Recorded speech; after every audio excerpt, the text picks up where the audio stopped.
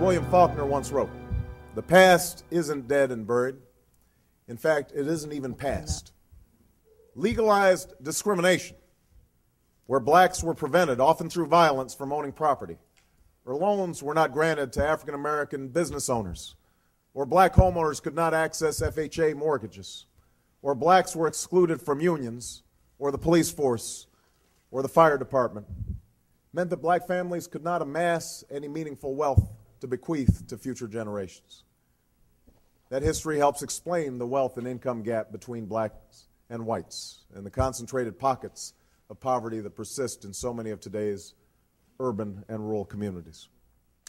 In that key speech in Philadelphia, Barack Obama drew on years of black scholarship and history in this country and broke ground for a presidential candidate, no question about that. But the most class-conscious of the race radicals, the most race-conscious of the class radicals, that title belongs to another, a far less celebrated activist, orator, and organizer, Hubert Harrison. He was a leading public intellectual of the early part of the last century and a bibliophile who helped transform the 135th Street Public Library in Harlem into an international center for research in black culture and life. Harrison is now the subject of a new 2-volume biography by our guest, Jeffrey Perry. The book, the first volume, is Hubert Harrison, Voice of Harlem Radicalism, and it's out now from Columbia Press. Thanks for coming in, Jeff. Great to see you. Thank you, Laura. Talk a bit about what drew you to this guy? What drew you to Hubert Harrison? Well, 28 years ago, I started, and I was writing on left approaches to what's called the race national question in this country. I was pretty convinced that the fight against white supremacy was central to efforts at social change, and that white supremacy was a principal retardant to efforts at social change. Now, on a more shallow level, you were both postal workers. I was a postal, yeah, right. Harrison and I were both postal workers. I did 33 years in the post office, and part of Harrison's appeal was he was a working class, anti-white supremacist, intellectual activist. He's also an autodidact, as was another person who greatly influenced me, a fellow named Theodore W. Allen, who writes 2 volumes on the invention of the white race, was also a postal worker. Now, Cornel West calls this guy the most significant democratic socialist of the early 20th century. Right. 2 questions. Why have most people not heard of him? And what did he mean by socialism, do you think? Right. Well, reason people haven't heard of him are many of the standard reasons, categories that are underrepresented historically. He's poor, he's working class, he's black, he's an immigrant, he's from the Caribbean. If he was a woman, that would have been added. He's also a radical on race, class, and religion. He has no long-lasting organizational ties.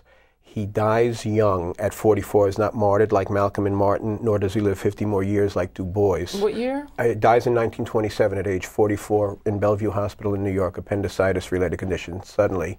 And probably one of the most important reasons, in addition to that radicalism, is he's a very forthright critic. He said what he thought. Yes. Yes, and generally very accurately, but many people didn't know how to handle it, many organizations. And so he actually criticized many on the left and in labor circles, people who should have preserved his memory. Now, as far as, yes, he was very much a socialist. He was the leading black in the Socialist Party of the United States around 1912 in its heyday. As a radical, he's outstanding because he's the only person to play leading roles in the largest class radical movement, socialism, and the largest race radical movement. He's the founder of the New Negro movement, which develops into the Garvey movement, and principal radical influence on Garvey. Give us a sense of his trajectory. His family came from St. Croix. How did he end up on 135th Street? Right. He, very briefly, born in St. Croix. His mother's a Barbadian immigrant in St. Croix, so he lives the immigrant experience in part in St. Croix. He's an immigrant there. He comes to New York as a 17-year-old orphan in 1900, involves in black intellectual working class circles, criticizes Booker T. Washington openly, fired by Booker T. Washington from his postal employment, summarily fired, joins the Socialist Party, leading black activist in the Socialist Party, very active with the IWW in the Big Patterson strike in 1913 with Elizabeth Gurley Flynn and Big Bill Haywood, does much work on birth control. He's a pioneer black activist in the birth control movement and the free thought movement, founds the New Negro movement, the first organization, the Liberty League, and first newspaper in 1917. 1920 becomes principal editor of Garvey's Negro World, and outspoken throughout all. Now, why? What do you think were the elements, the tributaries that led into his particular stream of thought? I think from the earliest, he has a sense and a feel for both the immigrant experience and people at the bottom of society. He writes often about the common people. He talks about, even in St. Croix, he learned to know of poverty.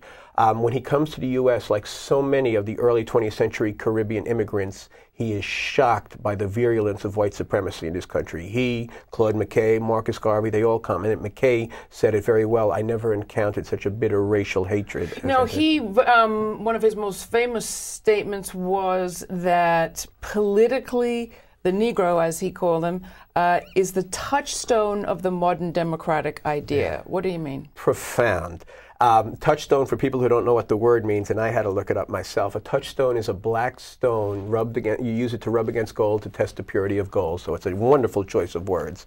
And he's writing when lynching, segregation, disfranchisement mar the land. So what he's really getting at, I believe, is the dual character of democracy in America. It's very profound, I think. I mean, he said he couldn't. He said we couldn't, as a nation, really achieve the democracy we aspire to unless we deal with this question of race and put it at the center. Exactly. And the rest of the quote that you're referring to, basically says, "True equality in democracy implies a revolution startling to even think of, which in a sense foreshadows the '60s, how the civil rights, black liberation struggle was a catalyst for the women's movement, the anti-war movement, student movement, labor movement, and so on."